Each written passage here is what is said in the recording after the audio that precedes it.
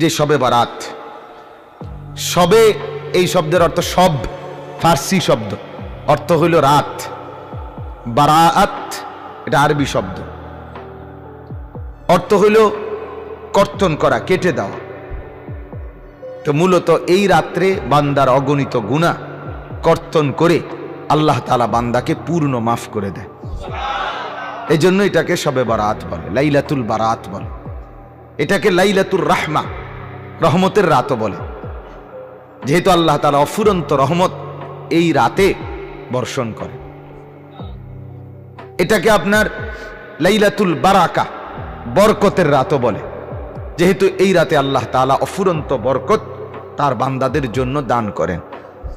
এটাকে লাইলাতুস সাক, সাক বলা হয় চেক, অর্থাৎ যেখানে এক কাগজে অনেক বড় মূল্যমানের কিছু লিখে দেয়, যেমন 10 লাখ টাকা, 1 কোটি টাকা চেকের মধ্যে লিখে দিয়ে দিছে।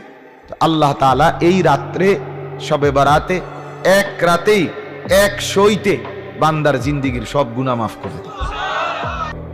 শবে বারাত। তাইলে আমরা মূল 1 নম্বর বুঝে নিলাম, শবে বারাত এটা একটা বরকতের রাত, এটা একটা রহমতের রাত, এটা একটা মাগফিরাতের রাত, এটা জাহান্নাম থেকে মুক্তির রাত, এটা আল্লাহ তাআলার সন্তুষ্টি বান্দার প্রতি প্রকাশ করার রাত। বলেন আলহামদুলিল্লাহ।